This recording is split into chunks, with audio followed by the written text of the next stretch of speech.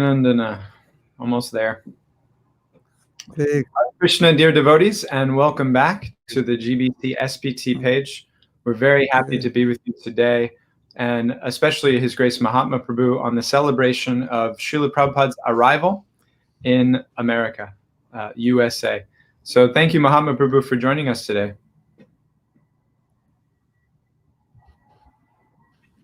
Uh-oh. I can't tell if you're a little... I'm going slow. Yeah, your connection is a little off, but that's okay. I was afraid of that. Good things come to those who wait, so we don't have a problem. Very happy to be with you today, Prabhu, and I wanted to start us off with the perennial question of how did you join? It's always exciting to hear it, and of course yourself a direct Diksha disciple of Srila Prabhupada. So how did you come into the movement? How did you get connected with Srila Prabhupada personally? Maybe you could share that with us to start. I wrote my Vyas Puja this year a little bit about that, and it was in the form of a question. Was I supposed to be? Is that why I joined? And the temple, the first main temple in Los Angeles was 6 blocks from where I grew up. I was surrounded by devotees, and then I would see devotees in Hollywood. I was raised in LA. I'd see them in Hollywood. Then I went to San Francisco, Haight-Ashbury, visiting, saw the devotees there, 1967. Then I went to school in Berkeley, and the devotees were there. The movie here. So I was pretty much surrounded by it. And, I hate to say this, and this will sound strange to a lot of people. I said, why'd you become a devotee? He said, because after I took drugs, it made me realize there was something I could do with drugs, and of course, nothing material can cause bhakti. But for our generation, it seemed that was like a stepping stone. We're looking for enlightenment through a pill. And I saw the Bhagavad-Gita, and I thought I should read the Bhagavad-Gita. And I didn't know what the Bhagavad-Gita was, but I just thought I should read it. So I think the Super Soul was just up, and then I'm in school, and there's devotees there. They have a temple. And at that time, there were 17 temples in the world, and I happened to live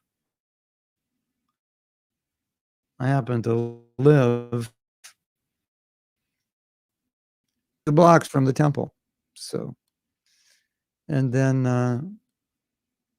there was Bhagavad-Gita, and Krishna said, read the book. I read it, and that was it. It was all over. I was destroyed. I finished by the verses of Bhagavad-Gita. So I first met Prabhupada in the Gita, and then by some great fortune, tell my parents the good news that I decided to become bald and wear bed sheets and jump down on the street. They were delighted to hear that, especially that I was dropping out of the University of California, Berkeley, which university in all of America, maybe the world, some professors at Berkeley say. So, and then I went to the temple, which was a 5-minute drive or a 4-minute drive from my house.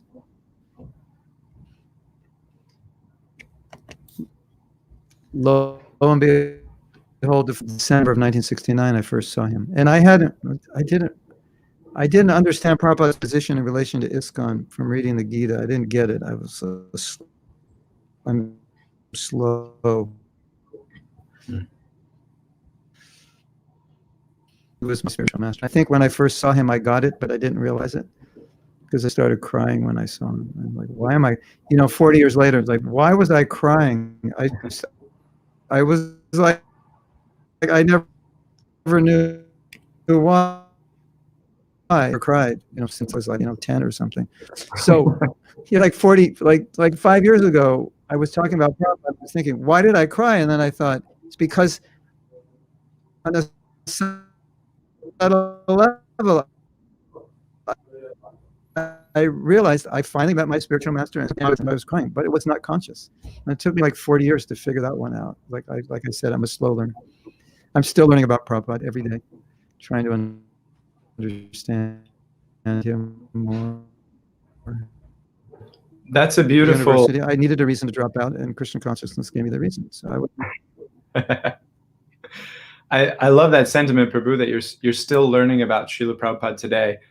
One of my worries is that we kind of relegate even Srila Prabhupada to a kind of historical figure in our life. How do you keep that fresh sense of relating to Prabhupada as a person, and that there's something new to hear from him, with him, and he's not just kind of stereotyped and stagnated to his books and the lectures we have recorded, but that he's a living person in our life? How do you keep that experience? Email. Yeah, well, I was writing a letter to a devotee who was asking me about, who was a guru, who's Uttama, Madhyam, Kanishta. And I said, what's the Uttama guru of yours disciple? So, it's like Prabhupada is who he is, always was, always will be, and it's up to us to mine for the shared realization he had. He said 7 years after Prabhupada left, he had a realization that Prabhupada didn't leave. It took him 7 years. And he said at that point, he never used past tense. Prabhupada said he always, and I thought, beautiful. Just words, it'll remind us that Prabhupada's present. Prabhupada said Prabhupada says right now, this is what he says. Well, the letter's 1973. No, this is what he says. He's here. And I have a story. You'll like this story. So, 1970, Rath Yatra, San Francisco, August. Prabhupada comes. There's 17 odd temples, 17 or 18 temples in the movement. Half or 2/3 of the movement were in San Francisco when Prabhupada came. And the whole temple room was full, chock-a-block, to be Australian. The whole temple was full of shaven-headed, saffron-clothed, had police, they didn't fit, so the whole room was like shining like the sun. And Prabhupada had never seen such a congregation of brahmacharis in one place. And when he came to the door, he stopped. He didn't walk in, he just stopped. As Mother Irmala says, it's not the samsara prayers, because samsara is birth and death. So we're not chanting for birth and death. They're the Guru Vashtaka, the 8 prayers glorifying the Guru. And then later Prabhupada said, when I saw all the brahmacharis, I called my Guru Maharaj. I stopped at the door, I called for my Guru Maharaj to come and see. So Prabhupada had that idea of presence of the Guru. Prabhupada. So I like to meditate on that story in my own life. If I can show something to Prabhupada that I'm doing. Look, Prabhupada, I did this. I appreciate that answer. I'm also wondering, sometimes in my own meditation, I've seen that what Prabhupada said is not necessarily what he would say in a certain situation. And it can be dangerous to kind of take out of context his quotes. So how to navigate that challenge, that what he said in one circumstance is not necessarily what he would say in another.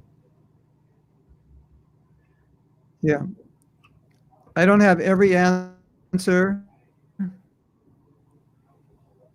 but I have one answer I want to give. I want to give an answer.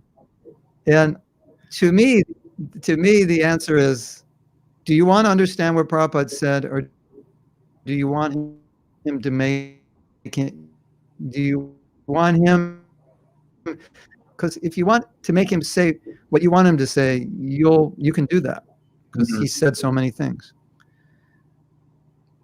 But if you want to actually understand if you're objective enough and detached, that ruffles your feathers or spins your whole life around or changes the whole direction of ISKCON. If you're detached enough, then I think then you can begin to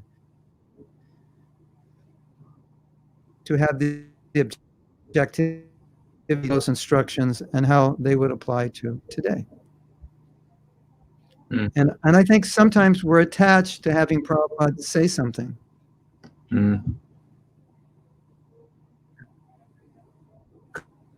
Because he said it, and it sometimes we don't have the. It may not be detachment necessary. It just may be like an emotional bond to that Prabhupada, and that's the Prabhupada I have, and I can't relinquish it. Yeah. Could be so many things.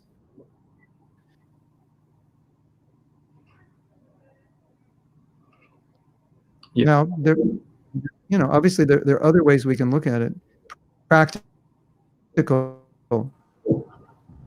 time, place. Always remembered. I'll answer this question. How old are you, Deva Madhav?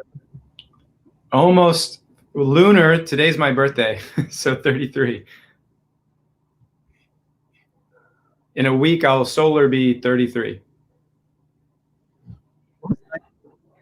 Wow, fantastic. Happy birthday. You're an old man. So when Untrustworthy. I joined ISKCON, I was 19.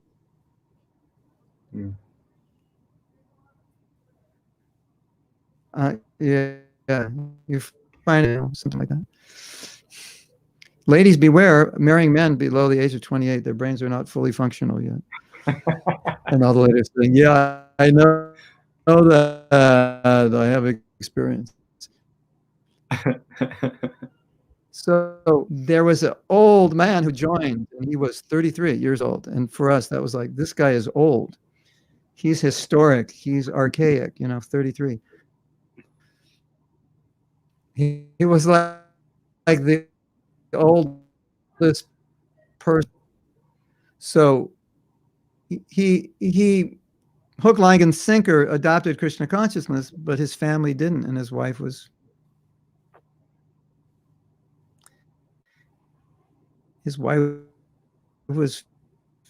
feeding. And Prabhupada said something very simple, which I've applied in my life millions of times. Prabhupada simply said the first two principles of surrender. Do what's favorable and get out, throw all the pots out, divorce your wife, take sannyas. He just said, do what's favorable. So, when you're analyzing Prabhupada's instruction to make this person Krishna conscious, and what's going to make the world Krishna conscious.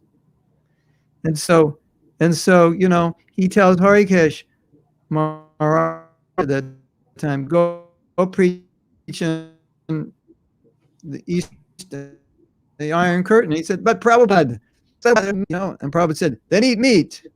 He said, what about my consciousness? Prabhupada said, damn your consciousness. So if Prabhupada thinking that to save the people behind the Iron Curtain, and if he's got to sacrifice a disciple, and the disciple will be protected by Lord Chaitanya, then do it. So, what's favorable before. Beautiful. So my godbrother, he was having difficulty. He was Prabhupada's servant, and he wasn't chanting all his rounds. He didn't have time. He wasn't reading. He didn't have time. Prabhupada said, I will maintain your Krishna consciousness. Don't worry. I will maintain it. So, Prabhupada can maintain us. And then the devote, and then Prabhupada said, don't try to make advancement. Just try to please your guru. So these things, like they throw everything upside down, don't they? Like Prabhupada's like, okay, don't chant your rounds, but do what I say. And then he said, I can't do this, Prabhupada. I have to leave. he did sadhana together, and then he left ISKCON. Hmm. So I think these kinds of stories help us understand more the mind and heart of Srila Prabhupada. Absolutely. And how he can adapt. This is the best. Go ahead. I'm gonna, because of the yeah. Yeah, there's a little lag in your connection. Yeah, go ahead. So I wanted to ask, you mentioned the mind and heart of Prabhupada, and today particularly, he's coming to America. We celebrate the anniversary of that, and traveling across the Atlantic, etc., the harrowing journey that he took. How do we relate to this event 50 years forward, 53 years now since, or some, 55 years almost since it happened, 1965 to 2020? Mm-hmm. What's some meditations for us on this day to bring Prabhupada alive or connect with him on this day, rather than just seeing it as a kind of historical event in time, so to speak? Right. Well, I have a strong feeling, and I've been sharing this with the younger devotees who are going to be the leaders of the future, that your job is to understand Prabhupada as deeply. And it goes back to that point of being detached. We really need to understand Prabhupada's heart, desire, intelligence,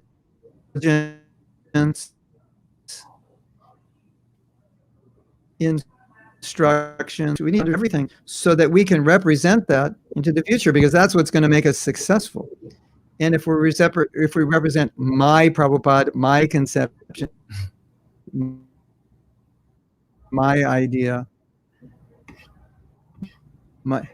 be necessarily, you may be that much in touch with Prabhupada, but we have to be careful. And I think it's more of a challenge for the next generation because they weren't with Prabhupada, and we as Prabhupada's disciples, we were there, we were privy to all these decisions that were being made in real time. No, you can't wear devotional dress on Sankirtan. Yes, you can. No, you can't do this. Yes, you can. Adjusting and adapting. You can read about these things, but you won't read about everything we saw. And so I think that's extremely important for devotees who are your age, who are going to all be here when we're gone. That Prabhupada would want. And one of the problems I find that's going on now, a lot of times, I don't know if you've seen this, a lot of times devotees get into this mood of right and wrong. This is what's right. Prabhupada said this is wrong. Yes. Focused on one thing, and they end up not representing Prabhupada's mood in the name of, we have to follow what Prabhupada said here, right here in black and white. And in doing that, and don't represent his, the way he would do things, and his mood, and his context and overall vision, and his flexibility. So I think we have to be extremely careful with that, especially for those of us area. And in the name, as one of my godbrothers said, in the name, you quote Prabhupada, but you end up disproving Prabhupada. You quote him, but you end up disagreeing with him. So these are all but these are just things I'm already seeing happening, Yeah. So that's that's why we're lucky to be hearing from you today. I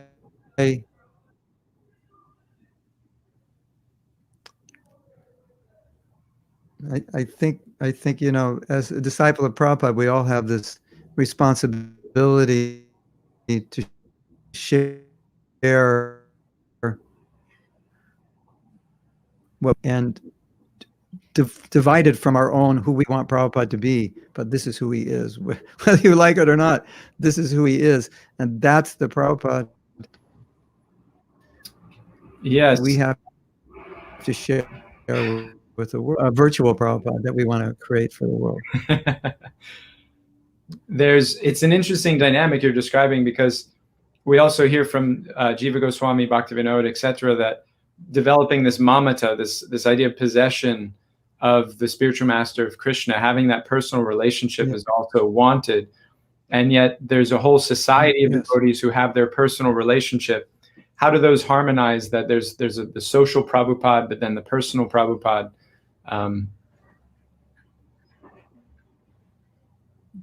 I think it's an excellent question, and I think the answer is simple. That the devotee understands this is my Prabhupada, and you have your Prabhupada, and she has, I think I'm seeing Shastra. Yeah, well, what's your truth on this verse? Well, your truth and my truth on this verse are different, and we're both saying this is the absolute truth. This is just reality. And not that one of us has to be wrong because we disagree. Then I think we're okay. For example, sometimes people will ask me a question publicly, and I'll preface it with the statement, it's not going to work for everyone. And I feel awkward when someone preaches something that they're kind of making global, and it's not really global. It's just their subjective view.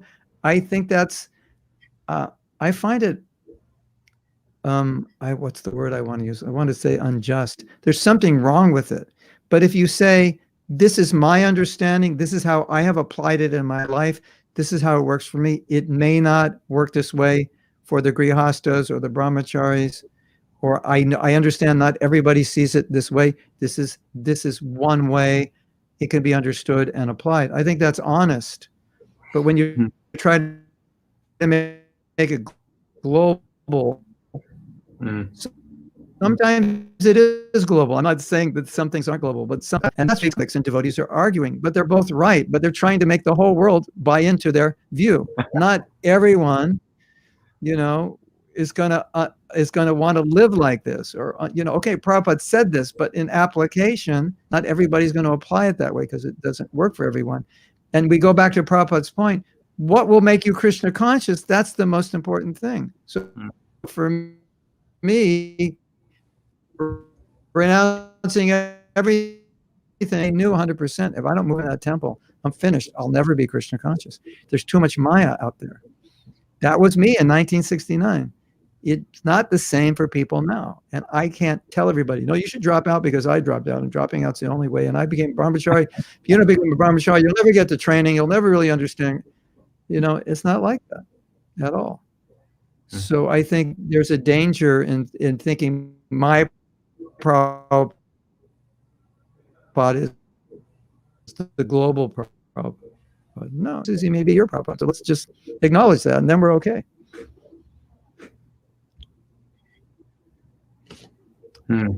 Wonderful.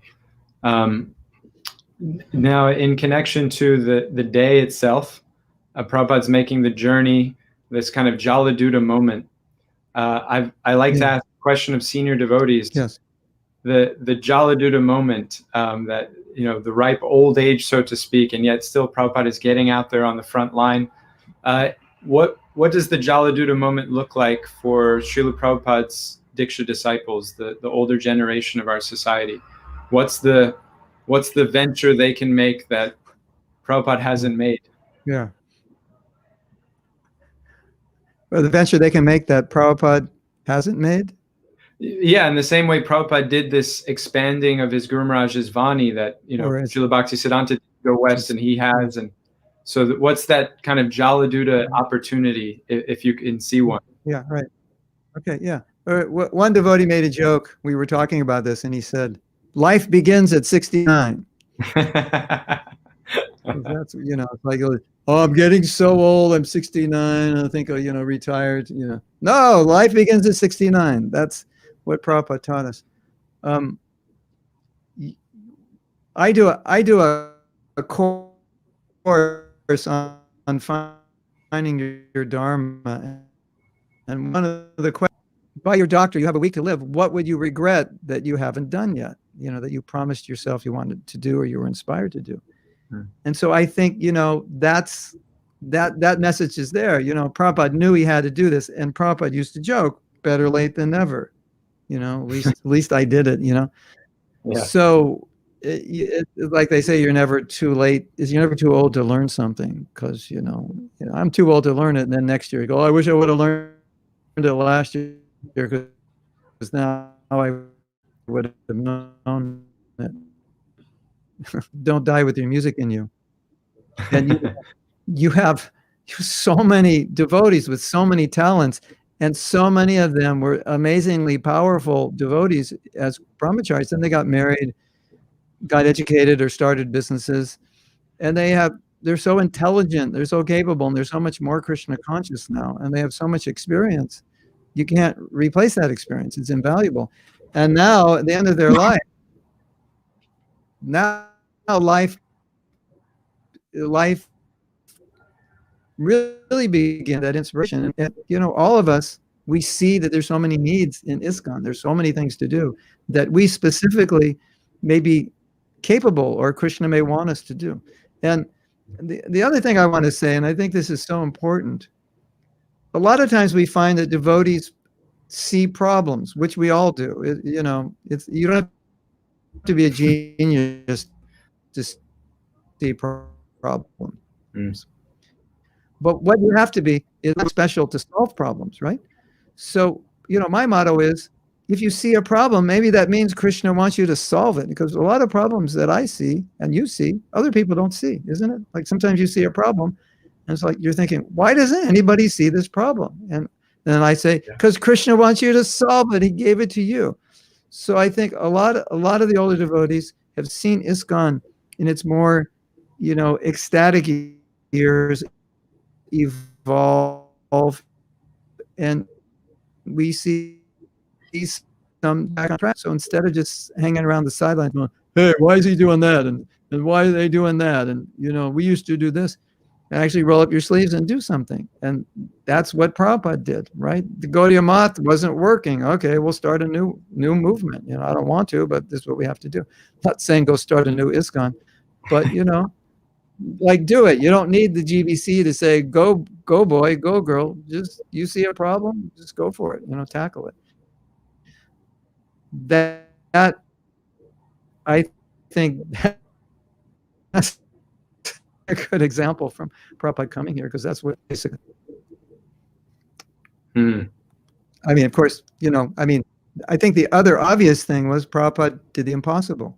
So, what's so interesting is that when the movement started growing, we got all these letters from Prabhupada, and even he was putting in his books out, this is the movement, it's going to spread around the world, etc., etc. But you did gay, I'm not sure, is this going to happen? You got more of that, you're all like coal, cleaning your heart is like cleaning coal, you're my monkey soldiers, we got the like ifs, I don't know, and then Prabhupada leaving, are you going to keep it together? But there was a transition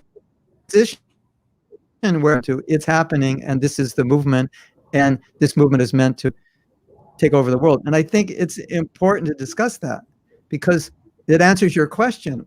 What can we learn? What we learned is Prabhupada told the Pujari at Nandanacharya's temple house in Mayapur, he told the Pujari, he said, my Guru Maharaj has given me an impossible task. He's given me a task that I am unqualified to do. And impossible mood when he came, that he was willing to try to do something that, logically speaking, materially speaking, was impossible. Nobody would bet money on Prabhupada succeeding, not one person, right? So he was willing to do that. And I think it's important for us to know, because some people might think, no, Prabhupada knew, he was getting on the boat, he knew, he could see everything. There's that conversation, he saw it all. That was not the case when he got on the boat. It happened later. He started seeing it. It's taking root. This sprouts are good prayer. If anyone has any doubt, I don't know how they're going to understand your message. I have no idea, but you could make it happen, So he had doubts, and he was going back to the doc, get me out of New York. I want to go back to Vrindavan. I don't know if this is going to work. But he was willing to do it because his guru told him. And it wasn't like, oh, my Guru Maharaj gave me an impractical instruction. You have to reformulate the instruction. It's not going to work. It's just like, let's do it. And if it doesn't work, that's fine. At least Americans aren't ready for it, Guru Maharaj, but I tried. I think that's what we have to see.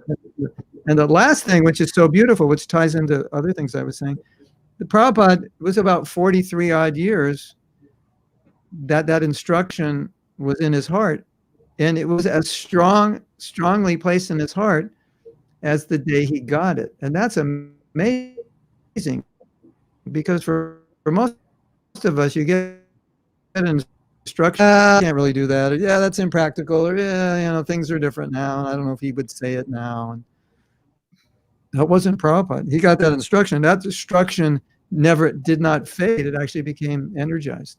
So I think that's super important, that many of us have been given instructions by our spiritual masters that we haven't done, or Prabhupada has instructions he's given all of us that haven't been executed. So don't let those instructions die. To that point, I love that point. Die with your, I don't know her name. Okay, go ahead. Forgive me, it's a little chopped. Yeah. Go ahead. To that point about Prabhupada taking control of the instruction, so to speak, in Mula Prakriti's book, Srila Prabhupada, A Friend to All, there's a beautiful reflection from Srila Sridhar Maharaj, Prabhupada's godbrother, and he's saying that Guru Maharaj told all of us to go to the West.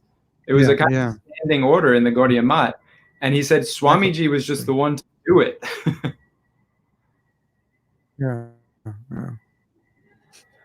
I don't think all the devotees realize that. I think they think it was just Prabhupada who got it. And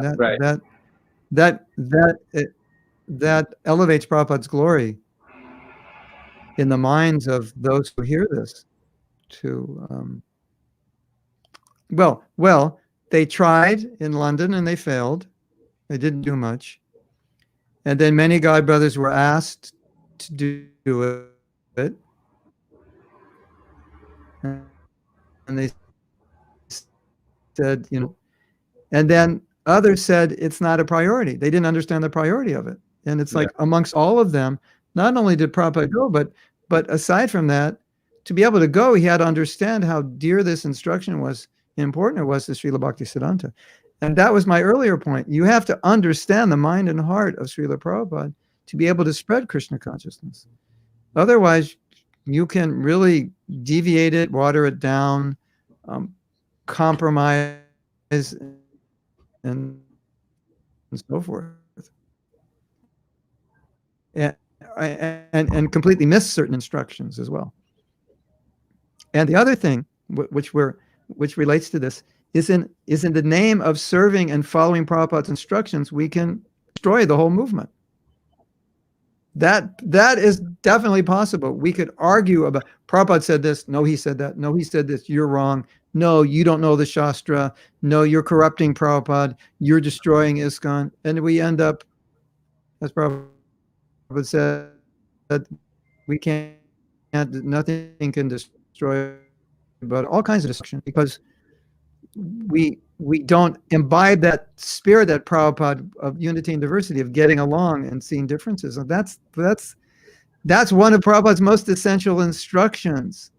He's crying, saying, don't leave ISKCON, stay and work together. And important is it, whatever you think is right, if you're so right that you end up criticizing other devotees in the name of serving Prabhupada, you're basically stabbing Prabhupada in the heart, because that's exactly what he didn't want. And I think this is a very important point for us to understand.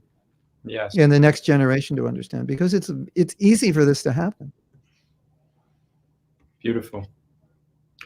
You mentioned that you had actually put together your own musical rendition for Srila Prabhupada's famous prayer, Markine Bhagavat Dharma.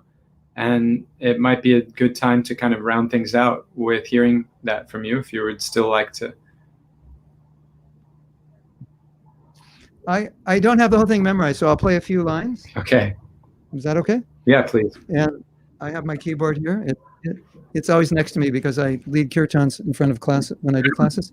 So if anyone's interested in this, if they go to Mahatma's Music without an apostrophe, I think the song, we called it Puppet, and then it's there. And we've just done a reproduction of it, a little more dramatic, and that hasn't been mixed yet, but mahatmasmusic.com.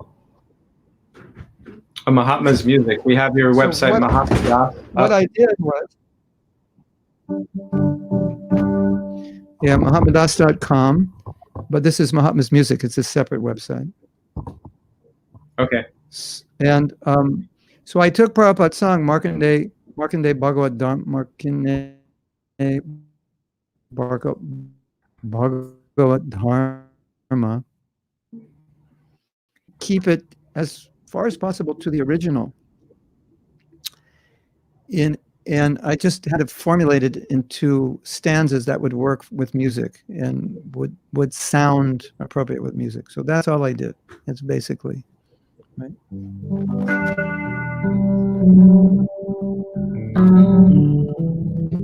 That's what I did. So that's what this song is. My dear Lord Krishna, you are so kind upon this useless soul, but I don't know why you brought me here. You can do with me whatever you like. Do with me whatever you like. But I know your mercy can do anything. You're the most expert mystic of all. Therefore I'm praying for your mercy, so that I can convince them of your message sublime. Your message sublime. And you can all sing this part, which you probably know. Oh Lord, I'm just a puppet in your hands, and if you brought me here to dance, make me dance, make me dance, Lord, make me dance. I'm just a puppet in your hands, and if you brought me here to dance, make me dance, make me dance. Lord, make me dance, dance, dance, dance. Dance as you like, dance, dance as you like. Dance, dance, dance. Dance as you like. Make me dance, dance, dance. Dance as you like. Make me dance, dance, dance. As you like.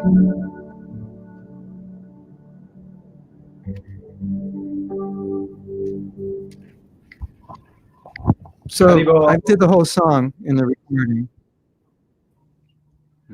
but this is all I remember now. Music always helps us enter into the mood, and I want to make one observation that for a lot of us, our training in ISKCON was we were thrown into the middle of the ocean and we had to learn how to swim. And you know, of course, we're trying to resolve that problem because it does have ramifications, both good and bad. And I don't think we should entirely get rid of that philosophy. But obviously, it has, you know, sometimes you need to be qualified to do certain things. Having said that, I think that was the mood of ISKCON because that was Prabhupada's mood in coming. You know, he always would say, I'm not qualified. I'm not this, I'm not that. My Guru Maharaj gave me the order. and not knowing what the people in America are like, and not knowing, as he said, I didn't know if I should turn left or right. All these things. So that became the branding, the culture, whatever you want to call it, of ISKCON's early days. It's like, Prabhu, you've been a devotee a year, go out and start a temple. Okay, where? Why don't you go to France? Okay, how do I get there? I don't know. Go on the street and collect the money. Where do I stay when you get there? I don't know. Figure it out. Literally, that's what we did. And you might look at us and think, you guys were crazy. Yeah, perhaps. But that's because Prabhupada did that. So we were just doing what he did. He came, not knowing, with no money. And then Prabhupada said something. He said that if you will travel anywhere and preach and not be concerned about where you live and how you eat, I will take the dust from your feet and I will put it on my head. So that was really Prabhupada's mood, take the chance, take the adventure, take that, jump off the cliff, the net will follow. Body's Prabhupada's mood, and that was really well embodied in the developmental years of ISKCON. And arguably, if we didn't have that mood, in spite of the fact that we made mistakes, I don't think we would have gone anywhere, because sometimes it's better to just do it and fail and tweak it than not do it at all. And that's basically what we did. We were failing and tweaking and failing and tweaking. I was 19. I was a temple president. That's like, what was your qualification? What did you learn in university? I learned how not to go to class and get good grades. And basically, and play guitar as much as I could. And literally speaking, that's what I learned. I had no interest in school. I didn't learn anything practical that I could apply, and now I'm put in charge of a temple. And I said, Prabhupada, how do I do this? He said, just pray to Krishna that you're unqualified.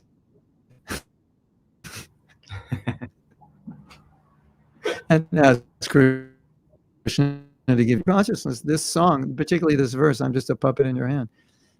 But the whole song is really the theme of how Krishna consciousness is spread, and why, when you think, oh, you disciples, you did so many crazy things, I could never do that. Why did you do that? It's because that's what Prabhupada did. So we were in real time with Prabhupada, watching him do the crazy things that we were doing. I mean, watching him do the crazy things. So we did them also. Okay, yeah, all right, yeah, we'll start. That's what it was like, so, it works. And it's better than sitting around and waiting until I get a PhD before I, step out the door. Not that PhDs are bad, but, don't wait that long. And one general in the army, he made a decision that no one made the decision for 30 years. Decision, and he said, because nobody made it, and the only way we're going to know if it's right or wrong is I have to make the decision. And I thought, that's great advice, because you could procrastinate forever and you'll never know. How do I know this is right? Do it, you'll find out. Sometimes that's all you can do is do it. How do I know there's sharks in the ocean? You won't know until you jump. All right. So it was a little bit like that for us. Oh, I got bit. I said, oh, let's make a new strategy. Sometimes it was that crazy, but anyway, we have a movement now, and we can make it better. We can be more educated and qualified, and we need to be. But this theme, we can't throw this theme away in all our education. We have this theme important. Beautiful. Maybe as a closing, what would you shared something for your God brothers, kind of the older generation. What might you say to the next generation, so to speak, about how to live into Prabhupada's legacy, keep him with them as they carry the banner? Mm-hmm. Well, I think all of us would say the same thing. You have to read Prabhupada's books. But I would add, I don't know if everyone adds this, read the letters, read the conversations, listen to the morning walks. Do you realize that most of the practical instructions Prabhupada gave are in his letters, not in his books? We had Vishnu Murti share with us some of the things 29 times in his books, 439 times in his letters, 300 and 89 times in his conversations. 700 odd statements in conversations and letters, and 29 in his books. So, everyone's saying read Prabhupada's books, no doubt, but there's more. If you're going to be practically managing ISKCON, there's so much practical information in those letters. You might say it's contextual, but you can see how Prabhupada's adjusting in the context. You'll start to get the brain to know how to adjust without compromising. So I think that's essentially important for the future generation. You really have to understand what Prabhupada wanted. Otherwise, we'll make decisions based on what we think is right, wrong, common sense. And in many cases, you'll be right. And I don't want to say give up common sense. But in many cases, you'll just make a decision which will not reflect what Prabhupada wants. And I've seen arguments like this. When people are arguing Shastra back and forth, do this, don't do that. And there's no way you could have known that by arguing those shlokas, because it's not within the context of those shlokas. The shlokas just seem to be saying something. And say, no, Prabhupada said this. I want to tell a story because I think it's super important. And I don't know if you all know this. Devotees, the reason devotees stopped wearing dhotis on Sankirtan was because they were distributing books in malls and they were being asked to leave the malls because obviously they stood in the devotee. Security's not going to notice us. And the malls are the best places to distribute books. So they were doing it solely not to be noticed by security. Lo and behold, what happened? When they say, excuse me, sir, when you're in a dhoti, most people say, no, thank you. Oh, on a book. We're talking to. Lo and behold, book distribution, it doubled. It actually doubled.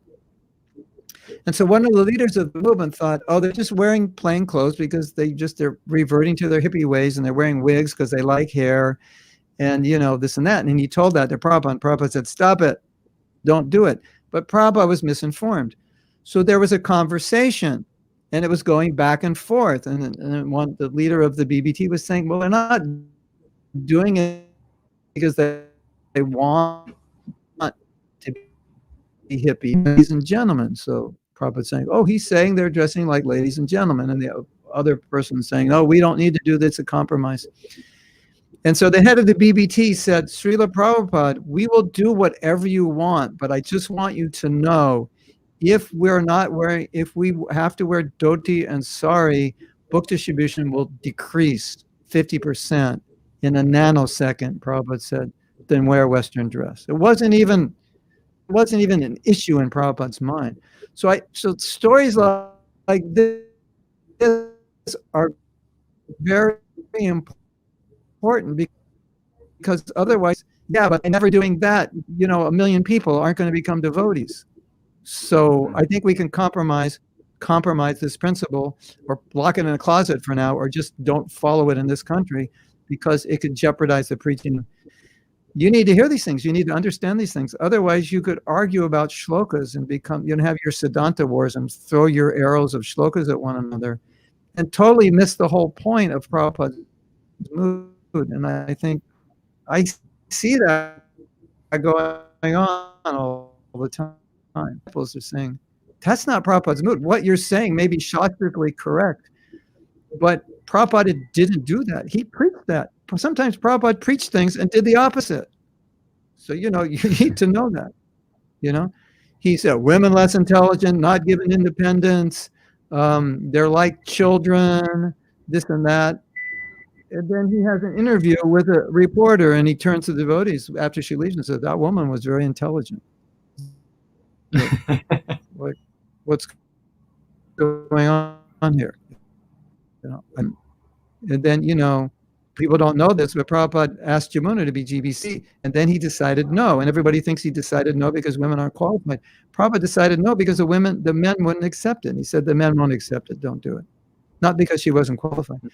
So, you need to hear all these, you need to understand these things so you could make proper decisions. Otherwise, you'll just go, women less intelligent, therefore, logical consequences. They shouldn't do this, they should do this, etc. But you want to look at what Prabhupada did and how he dealt with it.